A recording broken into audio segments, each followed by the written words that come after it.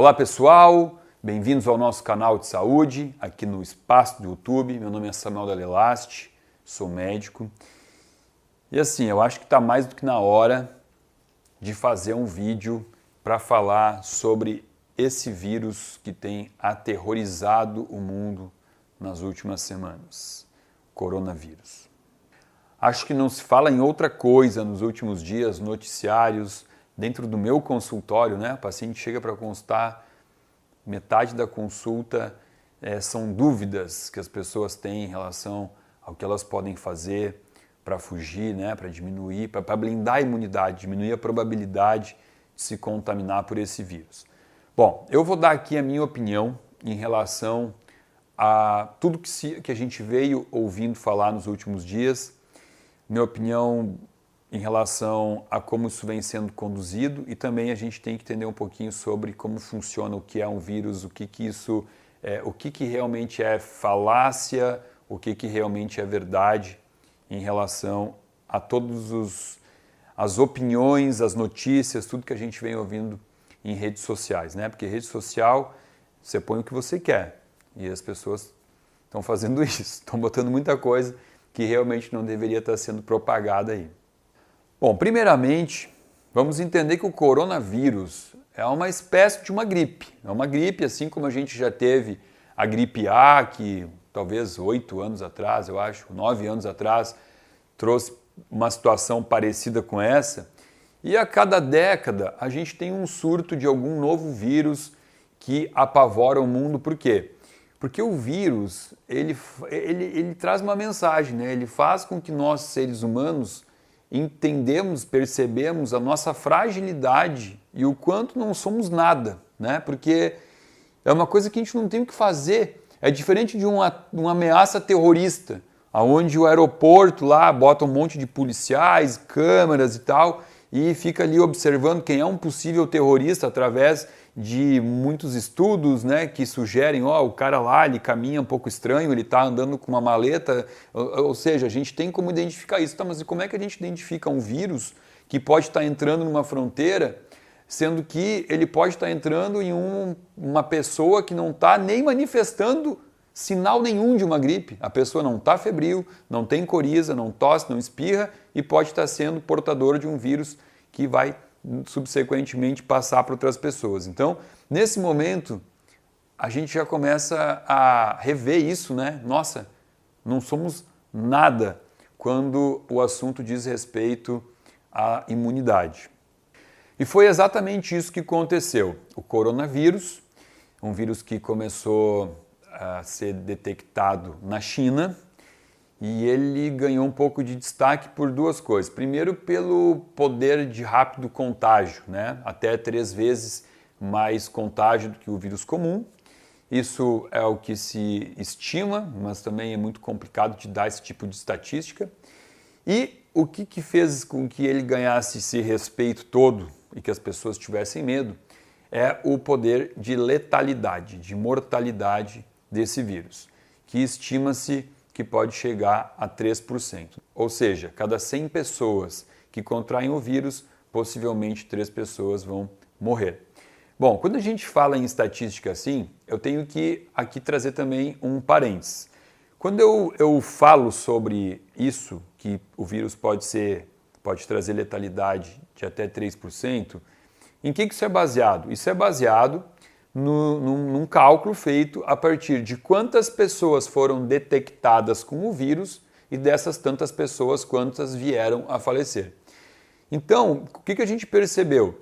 Que alguns países que fizeram o teste, né, fizeram o teste de screening para ver realmente quantas pessoas estão contaminadas, ou seja, os países que fizeram esse teste numa maior parte da população, como por exemplo a Coreia do Sul, que a gente viu que até agora foi o país que fez o teste para detecção do coronavírus na maior parte da população, nesses países a gente percebeu que a letalidade ela é menor, não chega a 3%, chega a no máximo 0,8%, 0,9%, ou seja, como se detectou mais casos que em outros países possivelmente não eram detectados, Por quê? Porque não fizeram o teste, né? O teste para ver se realmente era o coronavírus.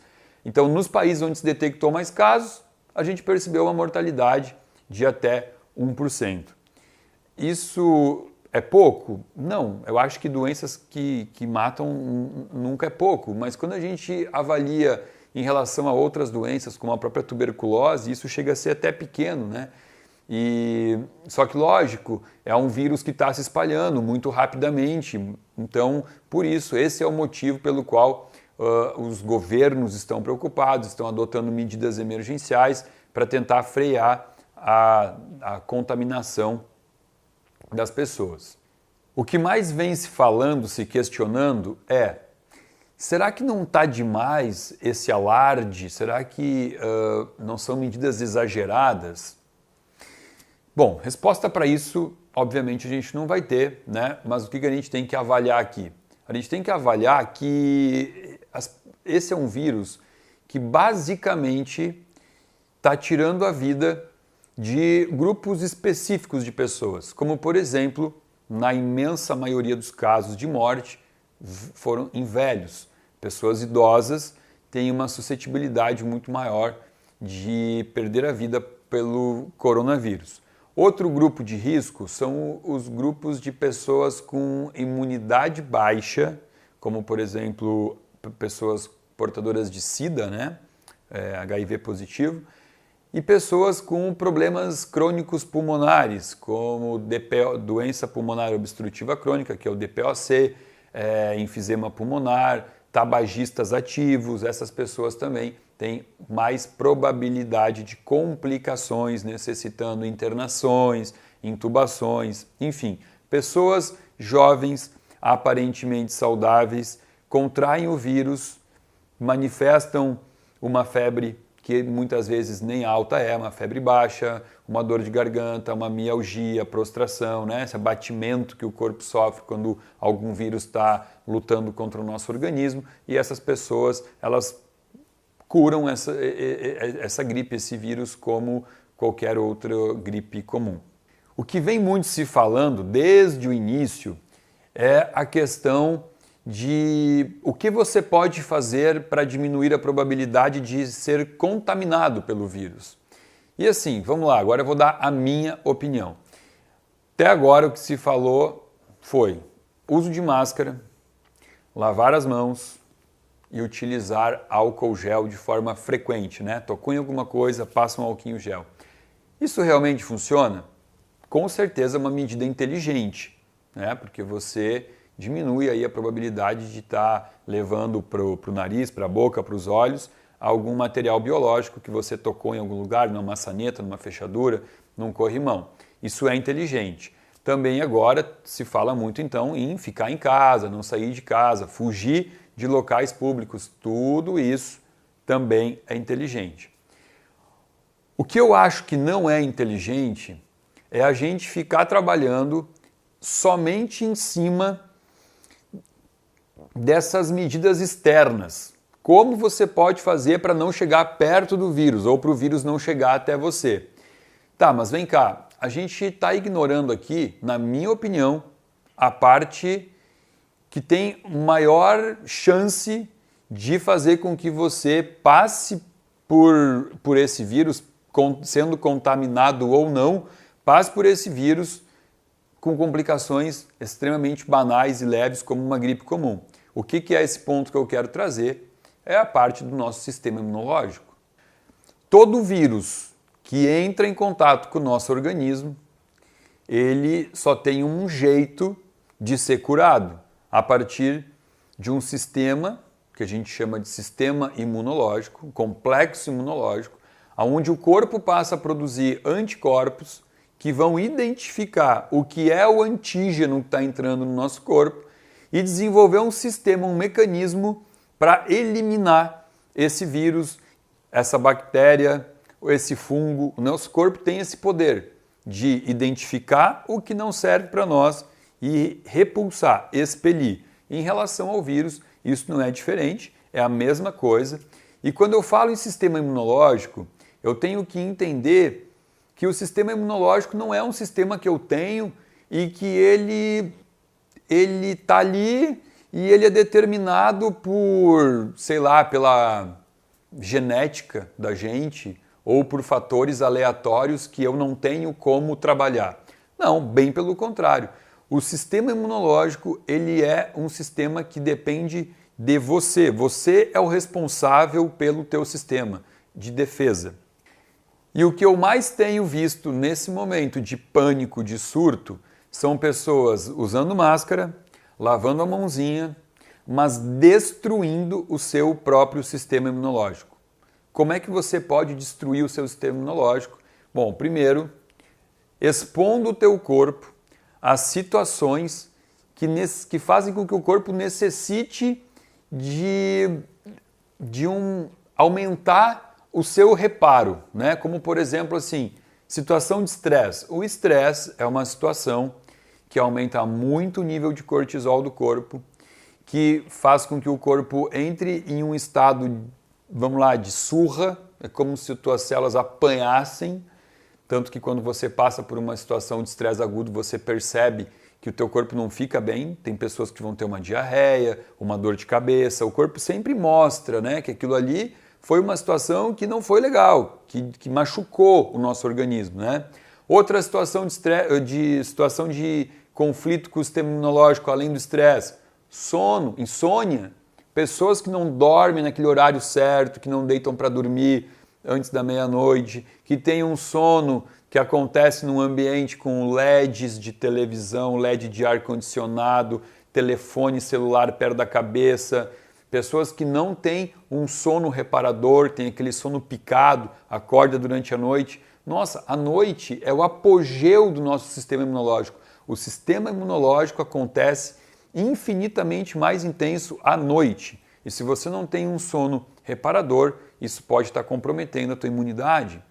Vamos para as coisas mais óbvias, que eu nem deveria estar falando porque é óbvio, mas ingesta de bebida alcoólica. O álcool é imunossupressor, diminui o sistema imunológico. E tem gente se atolando de gelzinho nas mãos, mas tomando seu whiskinho, cervejinha, o vinho. Será que é momento para fazer isso? Eu acho que nunca é momento para beber isso. Mas será que nesse momento você não tem que repensar esses teus vícios, esses teus hábitos? Outra coisa, quando eu falo em sistema imunológico, eu tenho que enaltecer um órgão chamado intestino, que é um órgão que sozinho comanda 80% do nosso sistema imunológico. Sozinho, o intestino controla 80% das defesas do corpo.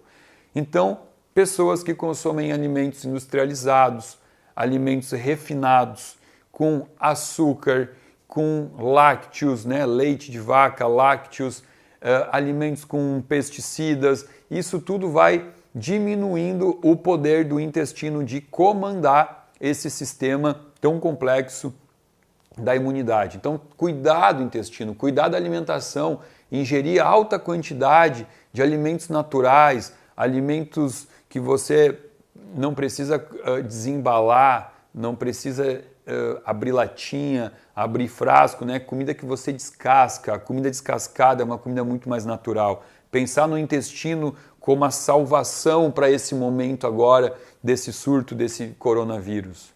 Sol. O sol que foi demonizado nos últimos anos, nas últimas décadas, né? Porque dizem que o sol causa câncer de pele, então as pessoas fogem do sol.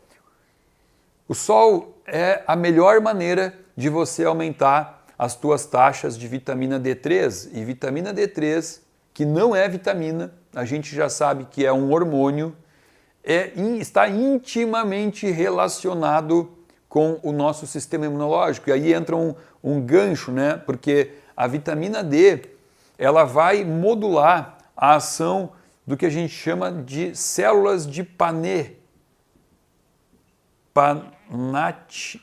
cells, né? A gente escreve assim, Paneth cells. Essas células são células que estão dispostas no intestino e que são moduladas pela ação da vitamina D.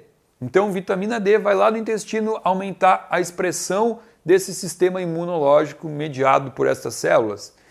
Nesse momento, também temos que pensar que vitamina D é um capítulo à parte quando a gente está falando de sistema imunológico, porque o exame de sangue ele vai trazer lá para você uma referência do que é o bom, o insuficiente ou o suficiente de vitamina D, mas que nem sempre essas referências que o exame de sangue traz são referências que são reais.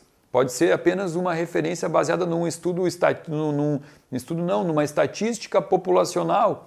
Manter o seu nível de vitamina D nesse momento elevado é uma coisa muito inteligente a se fazer. Já que estamos falando de vitamina, além da vitamina D3, sabemos que uma das vitaminas mais antioxidantes do corpo é a vitamina C e que muitas vezes as pessoas ingerem uma quantidade insuficiente de vitamina C em relação ao que deveria ser o consumo diário. E aí tem paciente que fala assim, mas doutor, mas eu como muita fruta com vitamina C. Lá na quitanda, lá perto de casa, na lancheria perto de casa, eles fazem lá uma saladinha de fruta cheia de vitamina de laranja, que tem vitamina C. Bom, deixa eu falar uma coisa para vocês. A vitamina C ela tem uma característica muito importante, ela é uma vitamina fotossensível. O que isso significa? É sensível à luz. A luz oxida rapidamente a vitamina C. Então aquela laranja que você pega, você descasca ela e ao descascar descascar a laranja, você já está expondo a fruta à luz, e essa luz pode ser natural ou artificial. Ao expor a fruta, o limão, a acerola, a laranja, ao expor frutas com vitamina C à luz, você está iniciando o processo de oxidação dessa vitamina C.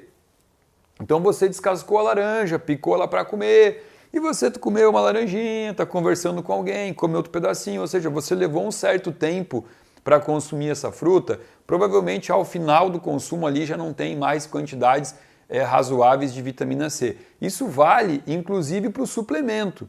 Você pode ver que quando você compra um suplemento de vitamina C, a maioria dos fabricantes, ou se não todos os fabricantes, eles vendem para você a vitamina C num frasco ou um frasco totalmente fechado, ou um frasco de vidro daquela cor âmbar, né, bem escuro, quase marrom, para evitar que a iluminação oxide a vitamina C. Isso é muito importante. Bom, vitamina D, vitamina C é o mínimo que você pode fazer nesse momento para blindar a tua imunidade.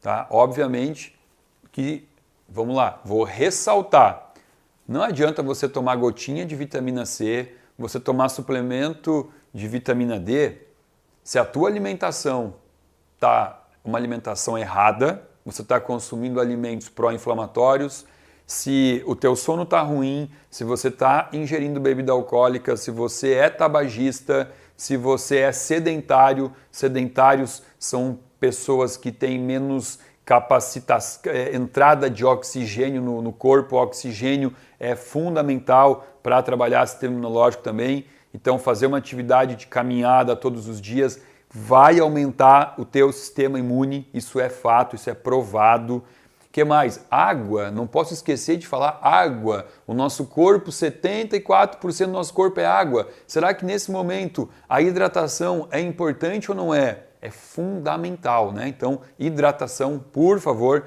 aquele cálculo, o mínimo, né? O mínimo que você precisa é 30 ml de água para cada quilo de peso que você tem. Ou seja, você pesa 70 quilos, 3 vezes 7, 21, você precisa tomar 2 litros e 100 de água no mínimo. A gente gosta de um númerozinho até um pouquinho maior, 40 ml, 50 ml por quilo de peso.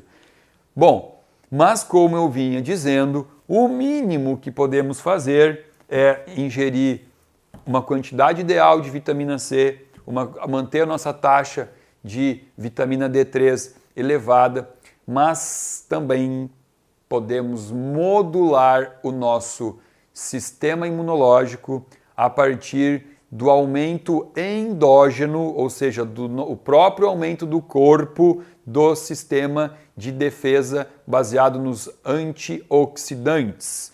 Antioxidantes são elementos que o corpo pode produzir naturalmente para diminuir os radicais livres e, portanto, diminuir o estresse oxidativo. E quanto mais estresse oxidativo, menos imunidade. Então, se você quer diminuir o teu estresse oxidativo, fazendo isso a partir do estímulo do teu próprio corpo, eu vou ensinar você a fazer isso.